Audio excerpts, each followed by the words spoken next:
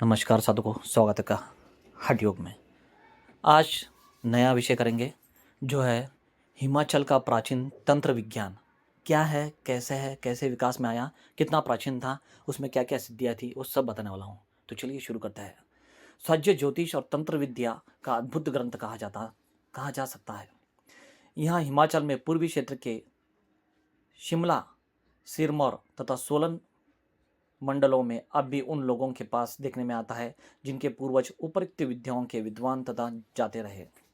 हिमाचल में इनका उद्भव और विकास कब से हुआ, यह अभी एक खोज का विषय है, परंतु यह निश्चित रूप से कहा जा सकता है कि इन सांख्यों का प्रादुर्भाव पौराणिक युग में हुआ, जो इतिहासकारों के विचार में लगभग 1000 ईसाई पूर्व से 1000 ईसी पश्चात तक माना जा सकता है।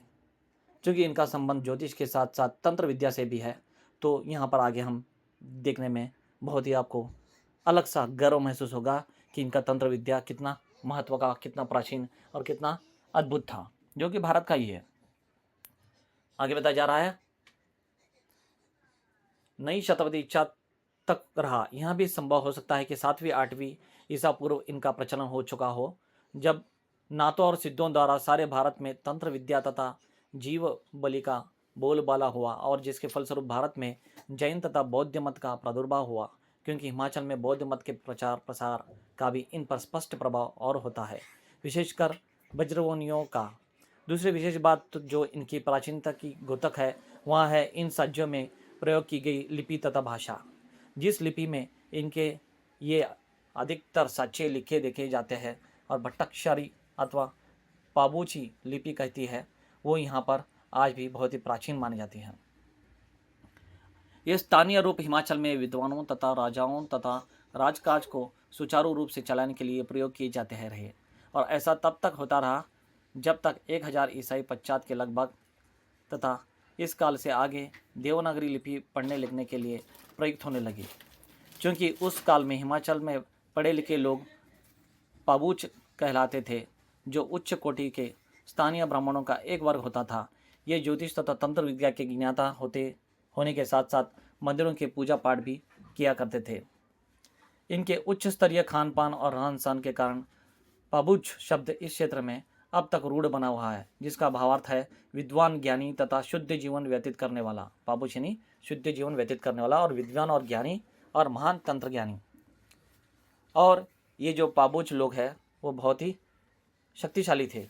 वे आज भी इस क्षेत्र में देखे जा सकते हैं तथा इनमें से अधिकतर लोगों के पास भी ये साक्ष्य देखने में आते हैं, परंतु वर्तमान काल में इनके वंशज इन सज्जों के व्यवहार करने में इतने कुशल नहीं रहे तथा ये मनमाने ढंग से इनका प्रयोग करते देखे जाते हैं।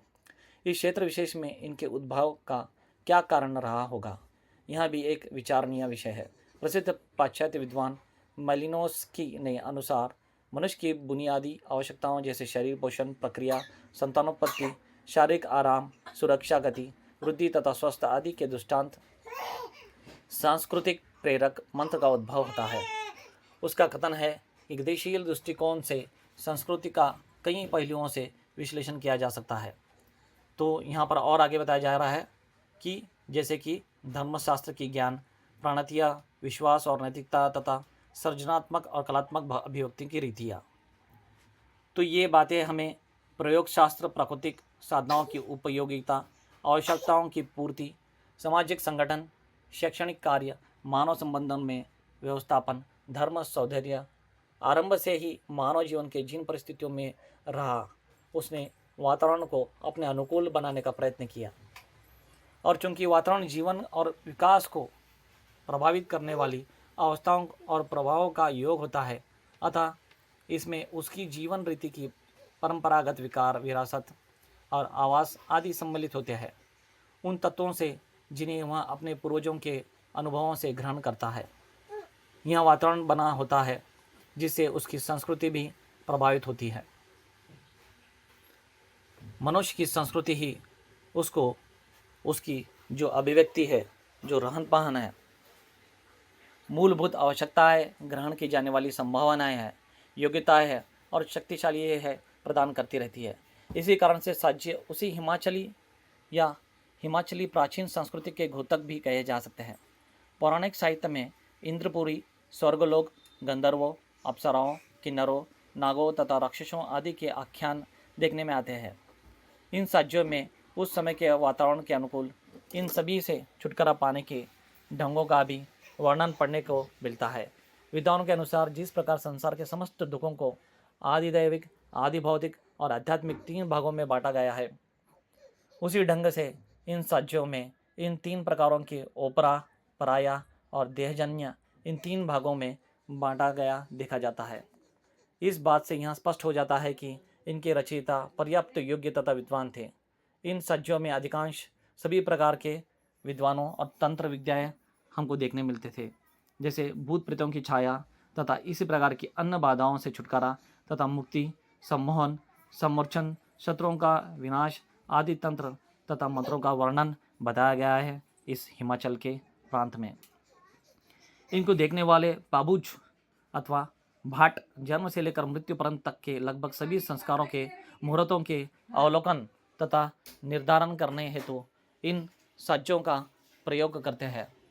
गांव के लोग अपने नए आवास स्थानों के निर्माण हेतु भी इनसे मुहूर्त निकलवाते हैं। यदि किसी स्थान पर कोई दैवी प्रकोप हो तो वे उसे दूर करने के लिए ये पंडित यंत्र बनाकर देते हैं।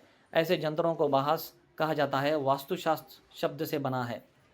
इन सब बातों के अतिरिक्त चोरी गई वस्तु का पता लगाने के लिए भी सज्जों का प्रयोग किया जाता है और बहुत सारे यहाँ पर बताया गया है, जैसे कि चोरी रात को हुई या दिन को, इन सब बातों को इन सज्जों के द्वारा बताया जाता है।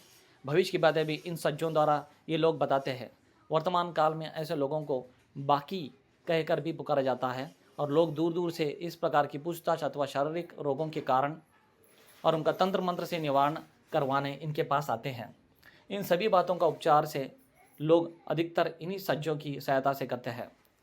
इस प्रकार के फलादेश देखने के लिए इसे प्रयोग करने वाले ज्योतिषी इन सज्जों के साथ एक पाशा अथवा पासा रखता है। इसका आकार लगभग प्राचीन काल में चौसर अथवा जुआ खेलने के लिए प्रयुक्त पासे के समान होता है। यह पाशा शकुन विचारने वाले किसी वस्तु जैसे काकड़, हरिण आदि के सिंगों, देखिए किस तरह से बना हुआ है वो भी यहाँ पर विस्तार से बताया गया है। ये सब तंत्र विद्या में आता है। कौन से? हिमाचल के। कौवे या सियार आदि की हड्डी का बनाया जाता है। जब पाबूच प्रश्नकर्ता के प्रश्नों का उत्तर साज्य में देखने आरंभ करता है तो सर्वप्रथम यह विशेष पवित्र तथा ऊंचे स्थान पर रखे उस साज्य को धूप आदि जलाकर तथा पवित्र जल से छींटे देखकर उस पर पाशा फेंकना आरंभ करता है। कभी कभी तो वह अपने नाक को अंगुलियों से छूकर शकुन भी विचारते दिखता है। यदि श्वास अनुकूल ना हो, जैसे कि स्वर विद्या मैंने आपको बताया हो, तो वह प्रक्रिया आरंभ करने में देरी भी हो सकती है और कभी कभी यह देरी घंटों तक, महीनों तक भी हो सकती है, ताकि पाशी व सज्जे से यथार्थ उत्तर की प्राप्ति हो सके। कुछ पंडितों का तो यहाँ भी विचार है कि उचित समय पर पासा न फेंकने के कारण तथा कुछ लोगों द्वारा उचित प्रयोग न किए जाने के कारण इसके वांछित फलोदेश प्राप्त नहीं हो पाते। इसी कारण लोगों का इस सच्च विद्या पर से विश्वास उठता जा रहा है। मतलब जो नियम बनाए हैं वो नियम के द्वारा करेंगे तो सब फलीभूत होगा। पासे द्वारा फलादेश देखने में जिस प्रकार के पासे का प्रयोग किया जाता है उसको चारों ओर कुछ अंक अथवा चिन्ह बनते हैं, जिनमें से अधिकतर शून्य अथवा बिंदु के आकार के 1 से लेकर 4 तक के अंकित होते हैं। अकेले अंक अथवा शून्य के चिन्ह को दा अथवा एका, 2 को दुआ अथवा दोका, 3 को त्रि अथवा तेका और 4 को चौक अथवा चौका कहा जाता है। इस पासे को 3 अथवा अधिक से अधिक 4 बार फेंक कर उसके अनुसार साज्य से पृष्ठ को खोलकर पढ़ा जाता है। फेंकने से जिस क्रम से अंक आते हैं विषय अनुसार उसी क्रम से आगे फलोदेश लिखे होते हैं। उदाहरणार्थ यदि साज्य फेंकते समय 2, 3, 1 के क्रम के पास से अंक ऊपर की ओर पड़े गए तो साज्य के अंदर वहाँ फलोपदेश पढ़ा जाएगा जो उस बारे में 2, 3, 1 के आगे वर्णित है। लगभग सभी साज्यों में सभी प्रकार के इसी तरह से फलोपदेश प्राप्त किए जा सकते हैं। और आगे बताया गया है, उदाहरण यदि प्रश्न किसी व्यक्ति की बीमारी का हो तो पहले यह निश्चित किया जाना आवश्यक होता है कि रोग किस प्रकार का है। ओपरा, पराया अथवा दहेज। यदि ओपरा हो तो किसका ओपरा है? किसी देवता का जो कुल देवता अथवा स्थानीय देव हो सकता है, अथवा इसी प्रकार की किसी देवी का। फिर कारण के पश्चात उपचार देख जाता है जो हवन, यज्ञ, पूजा, पाठ अथवा बलि के रूप में अधिकतर हो सकता है, ताकि देवता संतुष्ट हो जाए। इसके लिए पाबूच सज्जे से ही किसी यंत्र की नकल उतार कर देता है और प्रश्नकर्ता को उसे देकर उसके प्रयोग की विधि बताता है, और इस यंत्र को रोगी के किस अंग में बांधना है अथवा धूप देकर उसे पानी में पिलाकर घोलकर पिलाना है। इसके लिए वहाँ कभी कभी उपचार के लिए सामान्य विधि विस्तार से बतला दिया करते हैं। आगे पाबूच के पास जाकर उसका पूर्ण रूप से उपचार करने का ढंग पूछता है तथा उसी प्रकार कार्य करता है। इस प्रकार के जंतर तथा समय के निर्धारण को बांधा कहा जाता है। कभी कभी भी यहाँ बांधा जंतर के साथ साथ कुछ सरसों के दाने, विभूति और उस पुड़ियों में कुछ नकद धन के रूप में रखकर रोगी के शरीर में चुबा कर उसके सिरहाने या उसी घर के कमरे में रखने को कहा जाता है। जब इस प्रकार के रोगों को पूर्ण उपचार किया जा सकता है तो उस बांधे की राशि को भी भविष्य में होने वाले व्यय में सम्मिलित कर लिया जाता है। इसी प्रकार अन्य प्रश्नों का भी हल किया जा सकता है। सज्जों के विशेषज्ञ पंडितों का विचार है कि कोई भी विद्या स्वयं में अपूर्ण एवं असत्य नहीं होती तथा उसका फल प्रयोगता के ज्ञान एवं विज्ञान या विधान पर निर्भर करता है।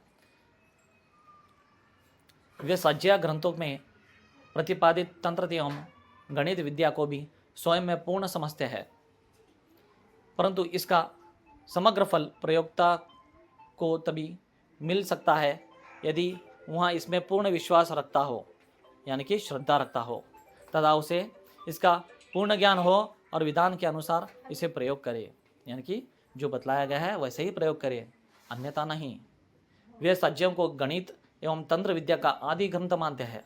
वे इसे प्राचीन हिमाचली पहाड़ी संस्कृति का भी अभिन्न अंग मानते हैं। अतः इसकी प्राचीनता, लिपि तथा भाषा आदि के बारे में विशेष अनुसंधान की महती आवश्यकता प्रतीत होती है। सज्जों में प्रयोग की गई लिपियों का भी ज्ञान इसके अनुसंधान अथवा खोज के लिए आवश्यक प्रतीत होता है। बस आगे है इसका अगला भाग, तंत्र विज्ञान का सिद्धि।